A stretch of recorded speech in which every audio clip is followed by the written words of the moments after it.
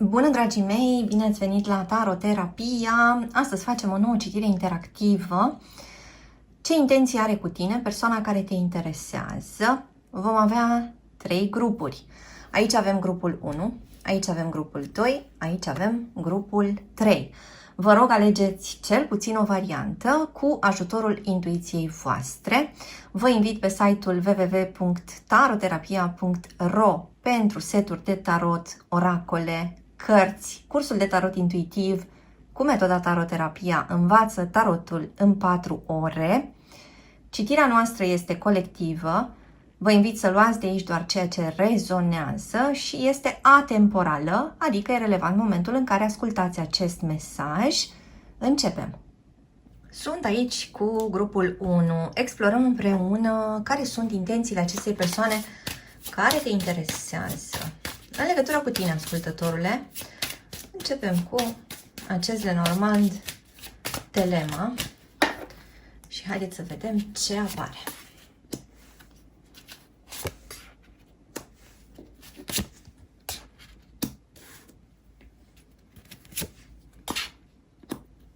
Și avem aici o energie foarte bună, ceva care crește, se transformă, ceva care devine mai solid, mai stabil sau mai sigur. Persoana asta se uită, ascultătorule, către casa ta. Se uită în interiorul casei tale. Intențiile sale sunt exprimate direct. Cuvintele sale spun adevărul. Ceva este trăit cu bucurie aici. Haideți să vedem mai multe detalii. Are o persoană care are intenții serioase. Așadar, care sunt intențiile acestei persoane cu tine, ascultătorule? Haideți să vedem cu această Sibila ce aflăm.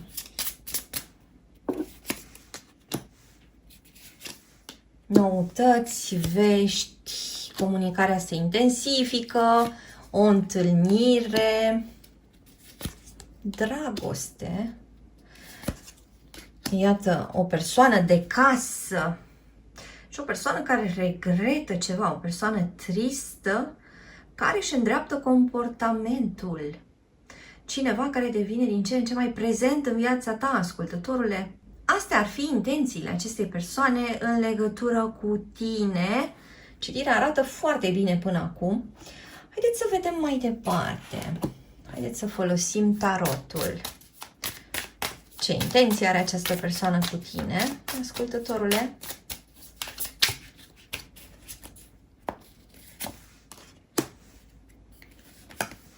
Cineva care este ancorat în prezent, dar privește și către viitor. Persoana asta intenționează să închidă o problemă, să închidă un conflict, să vindece o anumită rană. Iată, din nou apare soarele. Avem aici pe cineva din Leu sau avem aici o interacțiune dintre două semne de foc. Vorbim de asemenea despre ceva ce s-ar putea întâmpla în luna august. Ceva are legătură cu luna august sau ceva se poate întâmpla la mijlocul zilei. Iată o persoană care are de închis un ciclu important și care pășește către altceva. E ca și cum persoana asta a stat de vorbă cu sine însăși și a ajuns la niște concluzii corecte. A ajuns foarte aproape de adevăr și acest adevăr parcă dorește să îl facă din ce în ce mai cunoscut. Avem de asemenea aici pe cineva din Fecioară sau pe cineva din Vărsător. Haideți să vedem mai departe.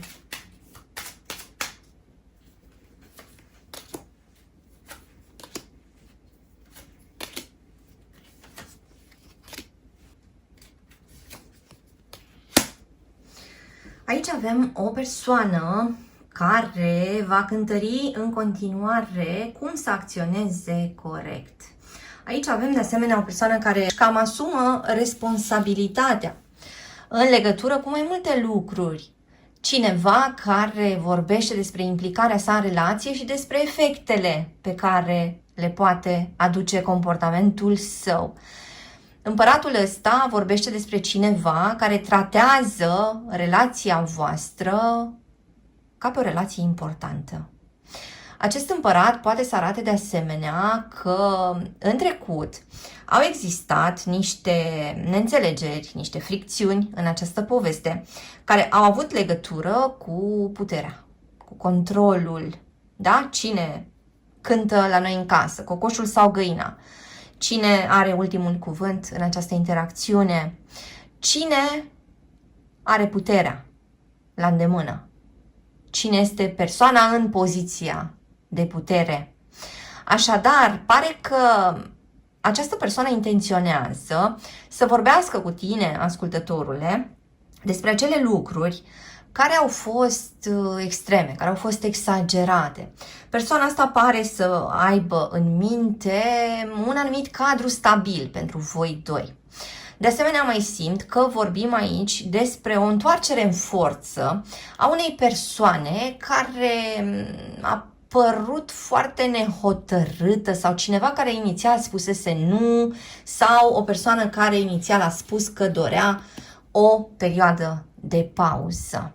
Acea perioadă de pauză, pentru o parte dintre voi, pare să se închidă. Pentru că avem noutăți, pentru că avem o altă desfășurare a evenimentelor. Aici mi apare de asemenea cineva din berbec și avem și o interacțiune între un semn de foc și un semn de aer. Haideți să vedem în continuare ce intenție are această persoană în legătură cu tine, ascultătorule.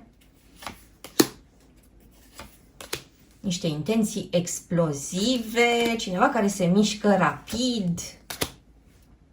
Simt că persoana asta s-ar putea să scoată la lumină ceva supărări mai vechi, pe care probabil că le ținuse departe în discuțiile voastre. Adică parcă persoana asta trebuie să vină cu toate lucrurile pe care le simte în momentul ăsta, că sunt bune, că sunt mai puțin bune, da? Că simte iubire, implicare, pasiune sau că simte mânie, dezamăgire sau tristețe, da? Parcă trebuie să vină cu pachetul complet. Iar asta are legătură cu acest indiciu inițial, da? Care este reprezentat prin această arcană a lumii. Adică un ciclu trebuie să se închidă complet.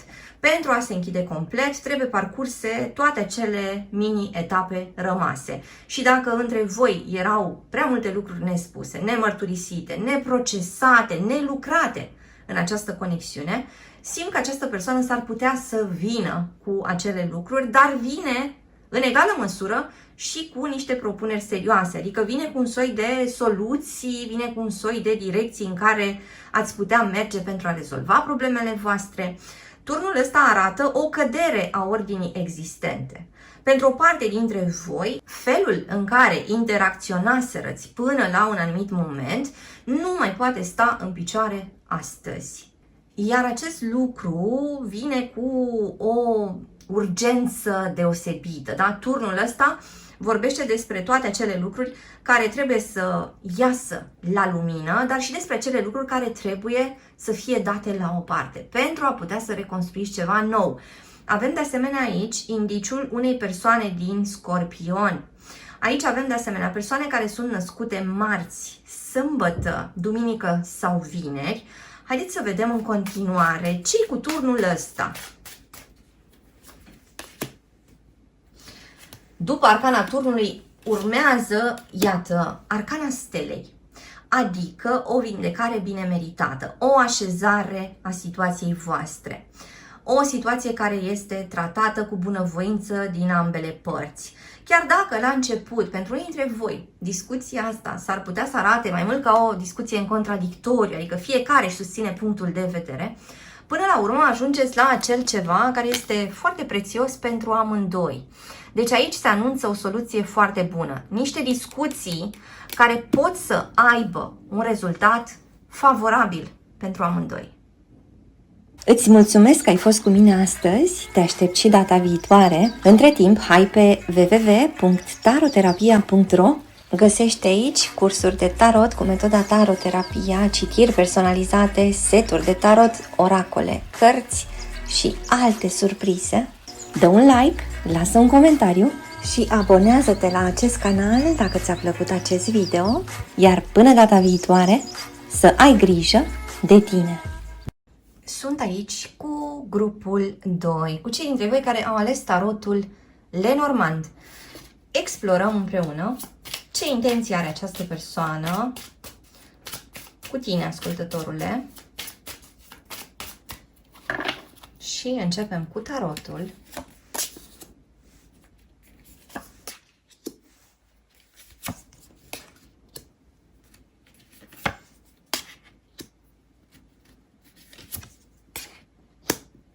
Aici avem o persoană care se agită foarte mult.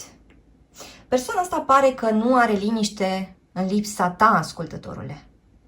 Pentru că fie se ceartă în continuu în legătură cu ceva ce a făcut sau a spus, fie simte tristețe, apatie, n-are chef de nimic, refuză pe toată lumea, nu vrea să iasă din casă sau nu-și dorește să se implice în activități așa cum o făcea odată.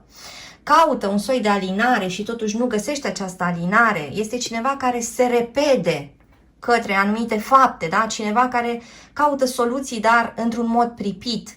Cineva care a aflat ceva despre tine, ascultătorule, și i-a picat tare prost. Mă întreb cum rezonează cu voi până acum. Avem o interacțiune dintre un semn de aer și un semn de apă, o interacțiune dintre un semn de foc și un semn de aer, o interacțiune dintre un semn de foc și un semn de apă. Cineva din leu apare de asemenea. Haideți să vedem mai departe. Ce-i cu stările acestei persoane? Ce-i cu această fluctuație?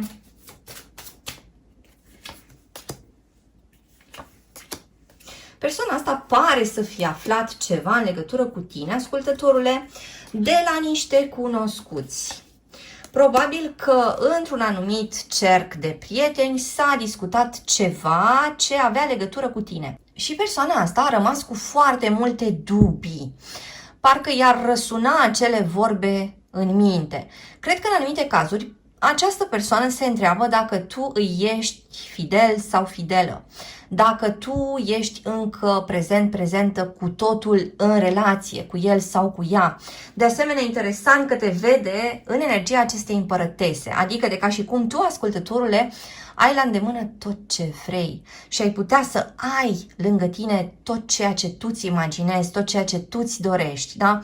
Te vede ca materializând foarte mult, te vede ca având foarte multă putere, te vede ca fiind foarte seducător sau seducătoare, ai putea să începi oricând o poveste nouă, da? Și se întreabă această persoană, oare unde au dispărut problemele tale sau dacă tu mai ești la fel de interesată de el sau de ea, oare mai suferi pentru el sau pentru ea? Cu această lună vorbim și de foarte multă confuzie în mintea acestei persoane, vorbim de foarte multă frică.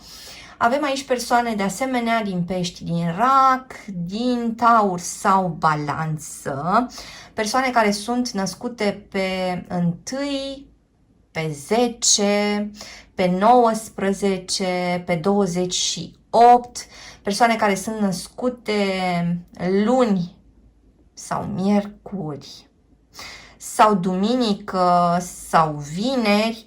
Haideți să vedem în continuare.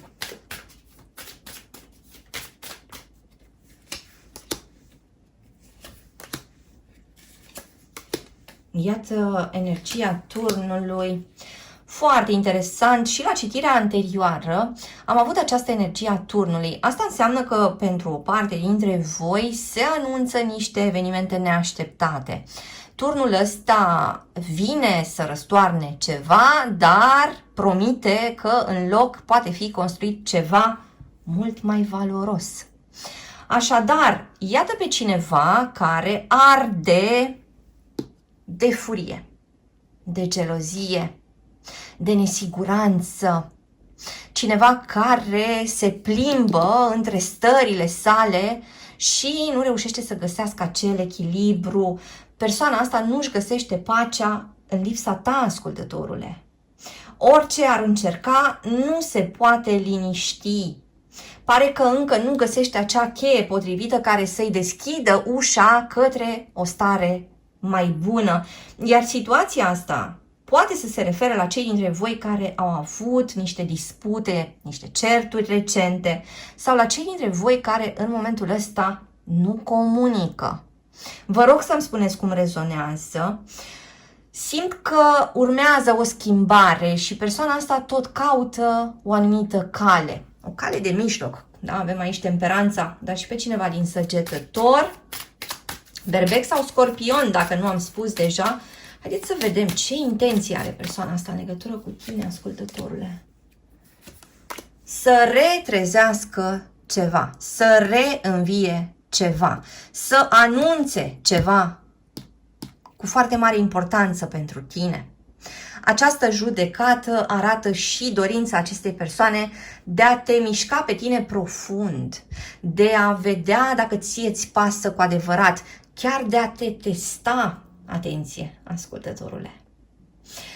Persoana asta care va încerca prin metode foarte concrete să ajungă la tine, să afle ce mai faci, să afle despre opiniile tale, despre sentimentele tale. Persoana asta se întreabă ce faci tu, la fel de mult cum tu te întrebi, ascultătorule, ce face această persoană. Haideți să vedem în continuare, folosim tarotul Telema Lenormand ca să mai obținem niște detalii. Mai avem aici persoane care sunt născute pe 11, 2, 22, 27, 16, 14, 6 sau 8. Iată câte conversații poartă această persoană întrebând în stânga și în dreapta.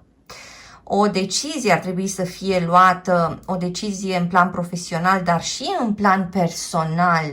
O decizie care are legătură cu locul în care ar trebui să trăiți împreună. Sau o decizie care are legătură cu felul în care vă veți gestiona finanțele de acum încolo. Cred că persoana asta s-a plâns în ultima perioadă și de o lipsă de perspective, o lipsă de bani. Ceva n-a fost chiar pe placul acestei persoane. Haideți să vedem în continuare ce intenție are această persoană, ascultătorule. Caută niște chestii în mediul online, scrie tot felul de mesaje, așteaptă o schimbare, vrea mai multă stabilitate în viața sa, vrea să simtă că lucrurile din jurul său sunt ceva mai previzibile, da? Vrea să simtă că poate să fie protejat sau protejată. Simt că persoana asta parcă se ceartă de una singură, parcă se ceartă și cu divinitatea. Tot felul de lucruri se întâmplă în jurul său. Interesant că persoana asta este chemată să înțeleagă niște lucruri importante care îi pot schimba în bine viața de acum încolo. Haideți să vedem în continuare. Folosim această Sibila regională.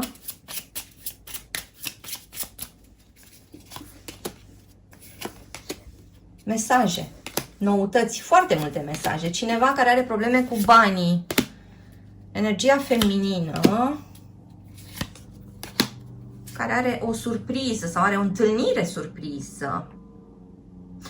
Ceva este de asemenea riscant. Haideți să vedem despre ce e vorba. Riscul este perceput de energia masculină. Energia masculină care, deși își dorește să aibă răbdare, nu reușește să aibă răbdare. Simt că energia masculină, deși încearcă să se controleze, deși încearcă să o ia mai încet, nu reușește să-și conțină toate aceste stări explozive. Da? Se anunță o serie de întâlniri între tine și această persoană, ascultătorule. Se anunță o serie de discuții de asemenea, care au legătură cu sentimentele voastre, cu relația voastră, cu ceea ce vă înconjoară, da? Cu banii, cu jobul. toate aceste lucruri care impactează relația voastră. Pentru unii dintre voi situația asta pare blocată. Haideți să vedem mai multe detalii. De ce pare situația asta blocată?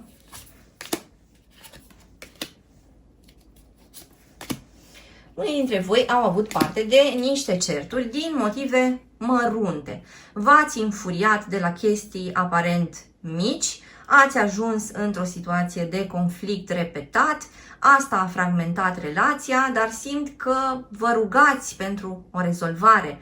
Da, există această carte a Îngerului care vorbește despre o parte dintre voi care cer ajutor de sus.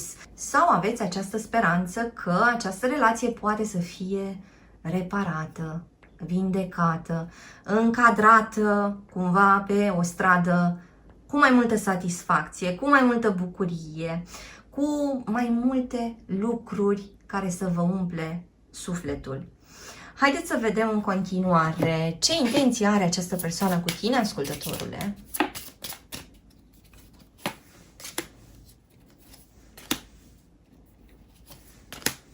Va trebui să abordeze situația într-un mod prietenos. Și s-ar putea ca această persoană să vorbească despre lucruri generale la început, după care să devină din ce în ce mai specific sau mai specifică în legătură cu povestea voastră, în legătură cu ceea ce simțiți acum, în momentul ăsta. Persoana asta arde de nerăbdare, ascultătorule, să afle ce simți tu pentru el sau pentru ea acum. Îți mulțumesc că ai fost cu mine astăzi, te aștept și data viitoare. Între timp, hai pe www.taroterapia.ro. Găsești aici cursuri de tarot cu metoda taroterapia, citiri personalizate, seturi de tarot, oracole, cărți și alte surprize. Dă un like, lasă un comentariu și abonează-te la acest canal dacă ți-a plăcut acest video, iar până data viitoare, să ai grijă de tine! Sunt aici cu grupul 3. Explorăm împreună ce intenție are acum cu tine persoana care te interesează. Începem cu acest set de tarot pe care l-ați ales, tarotul Golden Dawn. Haideți să vedem. Intenții. Interesant, citirea voastră începe cu 2 arcane majore. Iată, 3 arcane majore. Bun. Aici avem o persoană foarte intrigată de ceea ce se întâmplă. Și simt că această persoană a încercat să te pedepsească, ascultătorule, și ghici ce? A căzut în propria capcană și pare că în momentul ăsta se pedepsește pe sine și resimte din plin efectele, apropo de aceste arcane majore, adică persoana asta pare că a căzut în groapa pe care ți-o săpase, iar acum se plânge de diverse dureri. Mă întreb cum rezonează cu voi. Au apărut până acum persoane din Balanță, Capricorn, Taur, persoane din semne de pământ care interacționează cu persoane din semne de apă sau o interacțiune între 2 semne de pământ sau o interacțiune între un semn de pământ și un semn de foc. Persoana asta caută și dreptate, dar și grijă, iubire, atenție.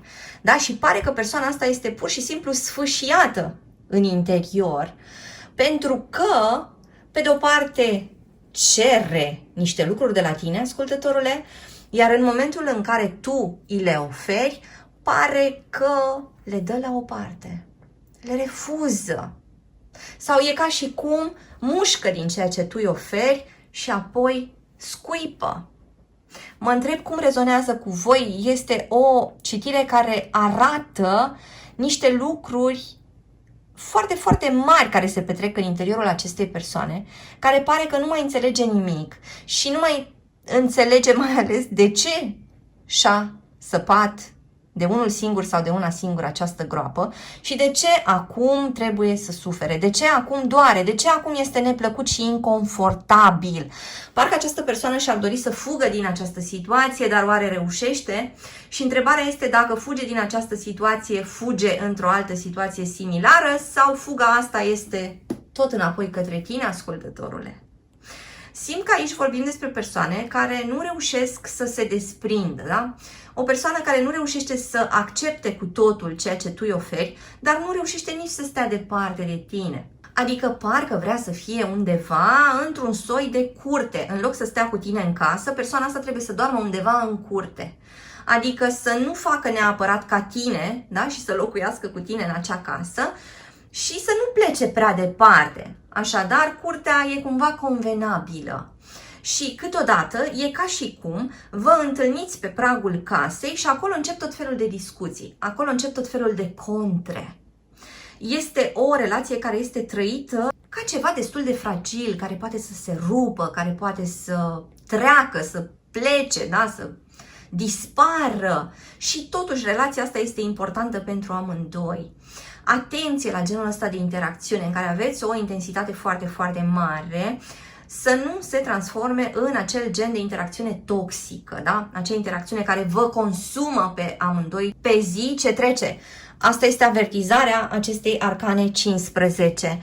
Haideți să vedem mai departe ce intenție are cu tine această persoană, ascultătorule.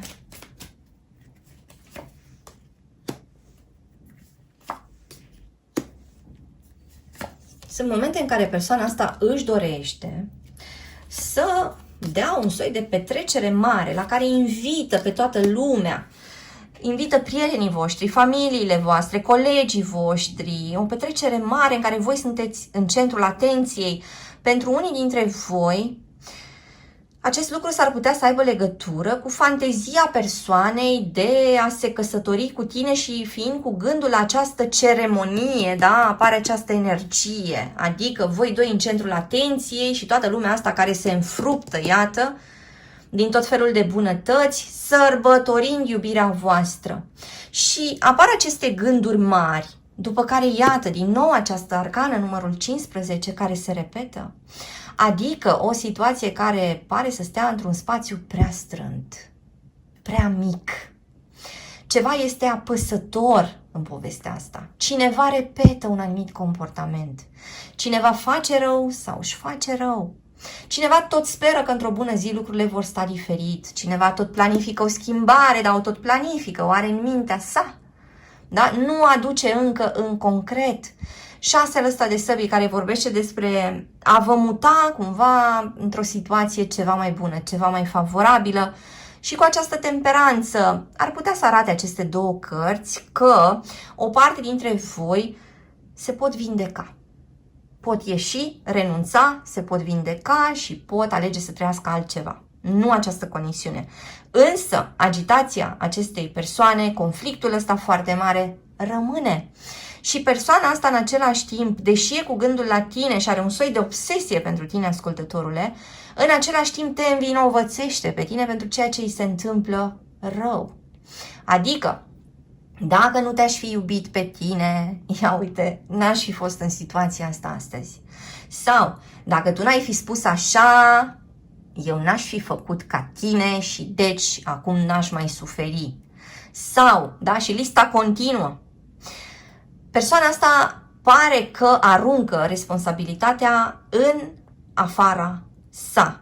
Adică el sau ea și-a greșit strategia și vina o porți tu, ascultătorule. Oare de câte ori te-ai simțit pus la zid sau pusă la zid? Oare de câte ori ți s-a spus că ai reacționat tu greșit? Da? Când tu de fapt reacționai legitim la o situație care, de exemplu, te-a scos din sărite. Ce se întâmplă cu această persoană și de ce are asemenea dificultăți în a accepta efectele faptelor sale? Pare că persoana asta este acum într-un soi de film urât. Pare că a luat-o într-o direcție care îi face foarte mult rău. Este o persoană care trebuie neapărat să renunțe la ceva. la o atitudine, la un comportament, la un anumit anturaj, la un anumit context, la o anumită activitate, da? Vă rog să completați voi în comentarii dacă știți despre ce e vorba și dacă se aplică situației voastre. Haideți să vedem în continuare ce intenție are cu tine această persoană, ascultătorule. Iată pe cineva care de fiecare dată când a plecat, când a părăsit scena, s-a trezit înghețând.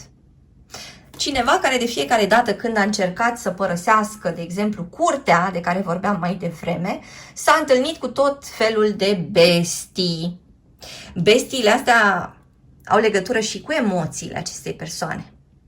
Da? Viața emoțională a acestei persoane este un lucru pe care el sau ea nu le înțelege.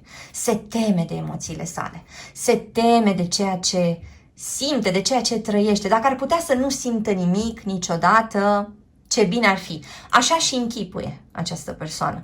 Și tocmai întâlnirea cu tine, ascultătorule, a readus la viață din punct de vedere emoțional această persoană. Iar asta, pe de o parte, i-a creat un entuziasm major, de cealaltă parte, i-a adus o angoasă de nesuportat. Iată pe cineva care a considerat că e cumva sub bagheta ta magică, că tu ai controlul, că tu ai puterea, că tu cu tot farmecul tău i-ai luat mințile, că tu, iată, cu vorbele tale, cu tonul vocii tale, l-ai făcut sau ai făcut-o să se comporte altfel, să fie altfel, să viseze la alte lucruri. Dar, din nou, oare unde este responsabilitatea proprie a acestei persoane în legătură cu ceea ce se întâmplă? Avem aici pe cineva din Fecioară, pe cineva din Gemeni, din nou cineva dintr-un semn de apă, Pești sau Rac. Avem aici persoane care sunt născute miercuri, joi, duminică sau luni. Avem aici persoane care sunt născute dimineața. Haideți să vedem în continuare din acest telem al Lenormand intențiile acestei persoane cu tine, ascultătorule.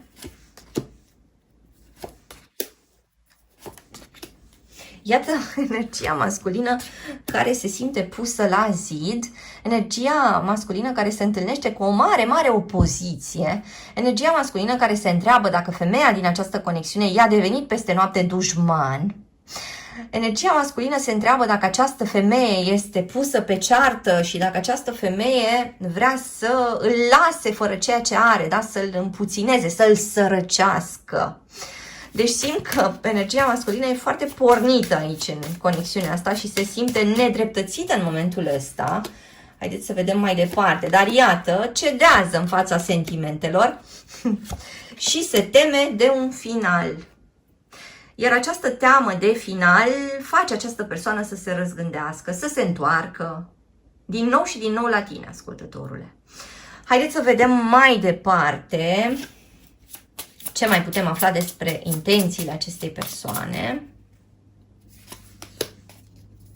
Iată din nou energia masculină care consideră că se sacrifică, energia masculină care este cuprinsă de gelozie, care caută satisfacție, da? Care se mișcă, pleacă undeva, se întoarce, propune, invită. Sau energia masculină care pregătește o vacanță și vrea să se mândrească în fața energiei feminine cu ceea ce pregătește.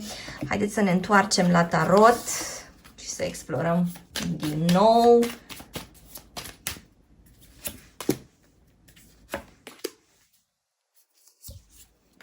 Persoana asta este în competiție cu tine, ascultătorule.